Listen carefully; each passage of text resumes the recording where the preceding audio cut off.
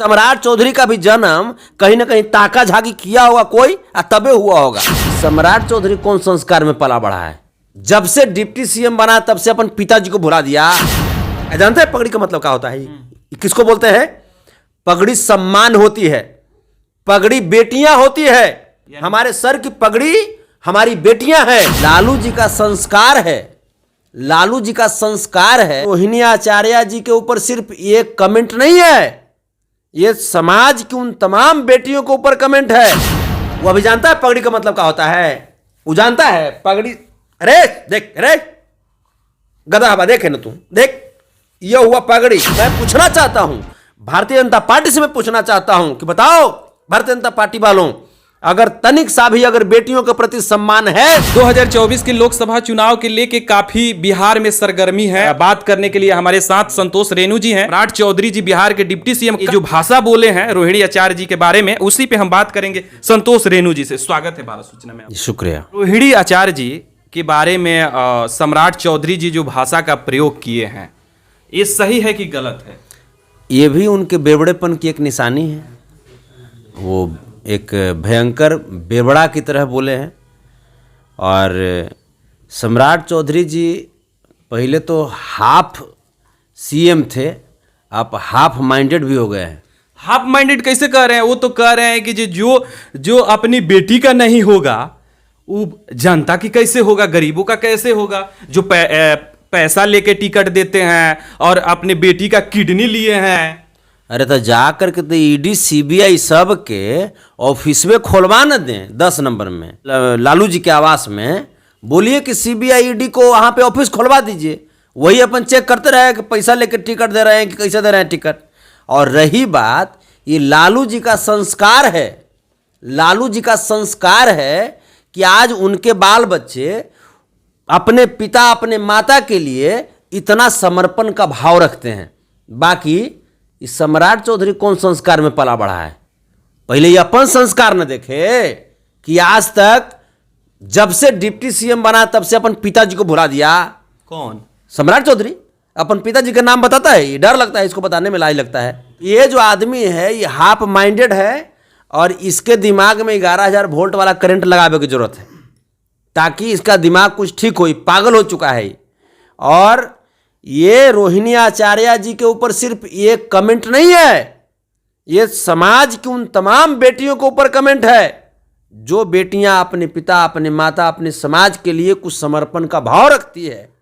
रोहिणी आचार्य सिर्फ यादव समाज की बेटी नहीं है, सिर्फ हिंदू की बेटी नहीं है, वो हर समाज हर धर्म की बेटी हैं, हर घर की बेटी हैं। और हर घर के माँ बाप चाहते हैं कि हमारी भी बेटी रोहिणी आचार्य जैसी संस्कारी बेटी हो। अच्छा ये पहले बताइए, रोहिणी आचार्य जी जो हैं लालू जी की जो बेटी है, क्या वो अपने पिताजी के लिए अगर किडनी दी है तो इसमें गलत क्या की है? देखने के लिए गया था का? एकरा ताका झाकी करे के शौक नहीं गया है, इसका जन्म भी ताका झाकी करने के वजह से ही हुआ होगा। ये क्या बोल रहे हैं? हम वही बता रहे हैं जो सही बात है। एक लूर लक्षण वही बता रहा है कि सम्राट चौधरी का भी जन्म कहीं ना कहीं ताका झाकी किया होगा कोई, तबे हुआ होगा। दूसरे घर में ताका झाकी करे वाला आदत अभी तक नहीं गया है। हमारे समाज की बेटियों को कैसे प्रताड़ित कर सकता है, कैसे अपमानित कर सकता है? बिहार के सम्मानित हैं सम्राट चौधरी जी, डिप्टी सीएम है, ऐसा भाषा का प्रयोग कर रहे हैं आप कीजिए ताका झाकी। आप बताइए ना, बेटियों के सम्मान से ज्यादा सम्मान है इस आदमी का? हमारे समाज की हमारे देश की जो बेटियां हैं उससे ज्यादा सम्मान इसका है, गधा का? बताइए। डिप्टी सीएम को कह रहे हैं? हाँ, इसको कह रहे हैं। सम्राट चौधरी को हम बोल रहे हैं, सम्राट चौधरी को बोल रहे हैं हम।